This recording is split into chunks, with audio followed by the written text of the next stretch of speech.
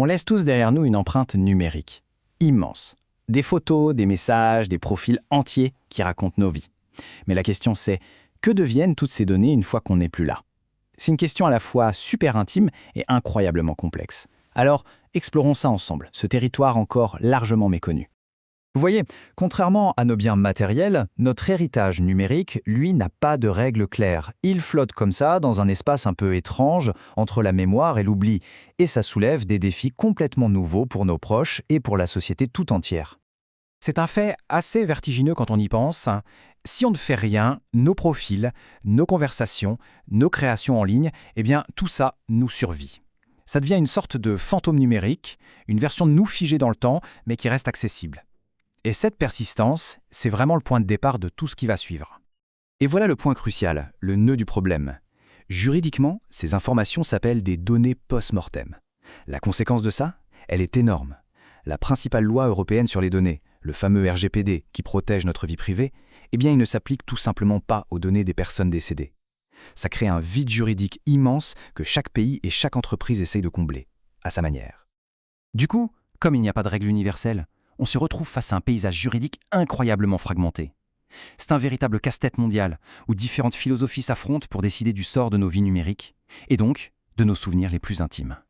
En gros, le débat se résume à deux grandes idées qui s'opposent. D'un côté, on a une logique de succession, très présente aux États-Unis par exemple, qui voit nos données comme une propriété à léguer, tout simplement. Et de l'autre, une approche qui est plus basée sur les droits de la personne, comme en France, qui cherche à prolonger la volonté de l'individu, même après sa mort. Et cette diversité de philosophie, ça se traduit par des solutions très concrètes et très différentes. En Allemagne, par exemple, la justice a carrément décidé qu'un compte Facebook, c'était comme un journal intime. Ça fait partie de l'héritage. En France, on peut laisser des directives. Aux États-Unis, les héritiers peuvent accéder au catalogue des communications, mais attention, pas au contenu. Et puis, il y a les plateformes comme Apple, qui créent leur propre système, comme celui des contacts légataires. Bref, c'est le chaos.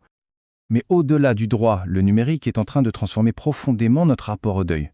Les plateformes en ligne sont devenues des lieux centraux pour de nouvelles formes de commémoration, créant des rituels complètement inédits, parfois très intimes, pour se souvenir des personnes qu'on a aimées. Et l'évolution a été fulgurante, vraiment. On est passé de simples pages web commémoratives dans les années 90 aux pages mémoriales interactives de Facebook dès 2009, jusqu'à des expériences immersives en réalité virtuelle où le deuil lui-même devient interactif. C'est fou.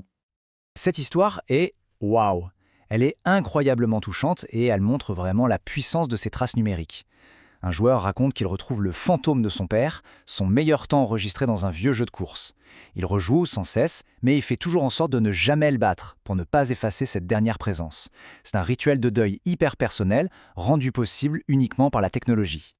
Mais bien sûr, il y a un revers à la médaille. Ces outils peuvent aussi être des empêcheurs de deuil. Les algorithmes, sans le vouloir, peuvent faire remonter des souvenirs d'anniversaire, des photos et raviver la douleur. Et cette présence constante peut rendre difficile pour certains d'avancer dans leur propre processus de deuil. Et bien sûr, qui dit nouveau besoin, dit nouveau marché. Un marché a donc émergé pour répondre à tout ça. C'est ce qu'on appelle l'industrie de l'après-vie numérique, qui propose une gamme de services allant du très pratique au carrément futuriste.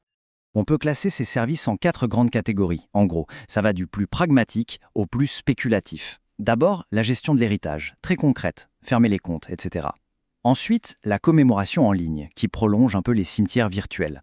Puis, la messagerie post-mortem, pour envoyer des messages d'outre-tombe. Et enfin, la plus controversée, la survie numérique, qui utilise l'IA pour nous réanimer digitalement. Mais attention, c'est une industrie qui est très très fragile. Une étude a montré que la moitié des services qui existaient en 2017 avaient déjà disparu 7 ans plus tard. Ça pose une question fondamentale.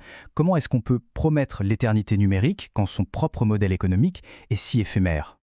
Un des exemples les plus connus, c'est Hereafter.ai. À l'origine, c'est un projet très personnel, un fils qui enregistre des heures de conversation avec son père en fin de vie pour en créer une version interactive.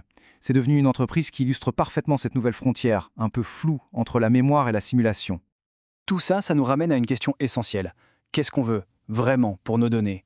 Et quelles sont les questions éthiques soulevées par ces technologies qui peuvent, potentiellement, nous rendre numériquement immortels?